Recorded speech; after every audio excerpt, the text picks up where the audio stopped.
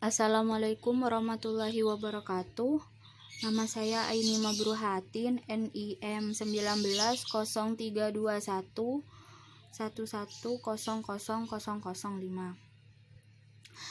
Di sini saya akan menjelaskan perbedaan kebijakan fiskal ekspansioner dengan kebijakan moneter ekspansioner.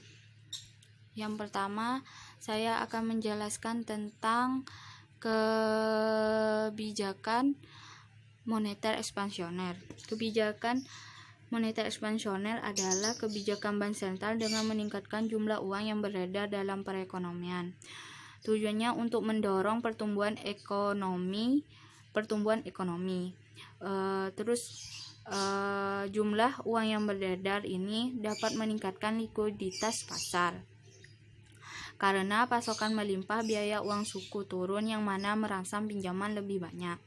Terus bagaimana cara meningkatkan jumlah uang yang beredar? Caranya yang pertama yaitu menurunkan suku bunga kebijakan. Kemudian melakukan operasi pasar terbuka dengan membeli obligasi pemerintah atau dengan menurunkan rasio cadangan. Di sini saya akan menjelaskan juga tentang kurva kebijakan moneter ekspansioner. Kebijakan moneter ekspansioner di sini akan menambah jumlah uang yang beredar ketika AD naik, yang akan menggeser LM ke sebelah kanan. Ketika LM bergeser ke sebelah kanan akan menyebabkan penurunan tingkat suku bunga R. Ketika tingkat suku bunga turun akan menyebabkan investasi naik dan menyebabkan Y naik dari Y1 ke Y2. Kebijakan moneter itu dilakukan oleh Bank Indonesia. Kebijakan moneter ekspansioner ini bertujuan untuk menambah pendapatan. Kemudian saya akan menjelaskan tentang kebijakan fiskal ekspansioner. Kebijakan fiskal ekspansioner adalah kebijakan pemerintah dengan menurunkan pajak atau meningkatkan belanja pemerintah yang tujuannya sama dengan kebijakan moneter ekspansioner, yakni merangsang pertumbuhan ekonomi.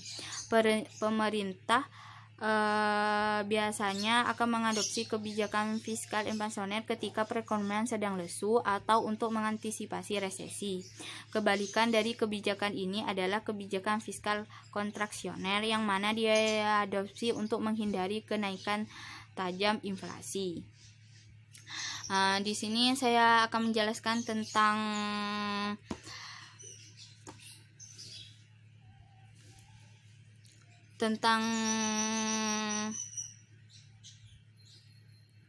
kurva kebijakan fiskal ekspansioner. Kebijakan fiskal ekspansioner terjadi ketika belanja pemerintah naik, yang menyebabkan IS bergeser ke kanan yang menjadi IS2. IS2 itu menyebabkan kenaikan Y, kemudian pendapatan naik.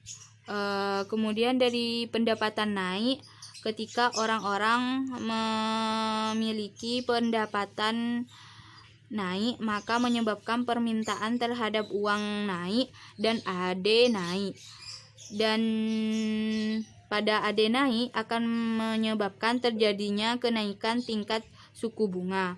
Kebijakan tingkat fiskal dilakukan untuk pemerintah yang bertujuan untuk menaikkan pendapatan atau menaikkan Y.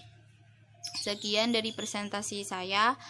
Kurang lebihnya saya mohon maaf. Wassalamualaikum warahmatullahi wabarakatuh.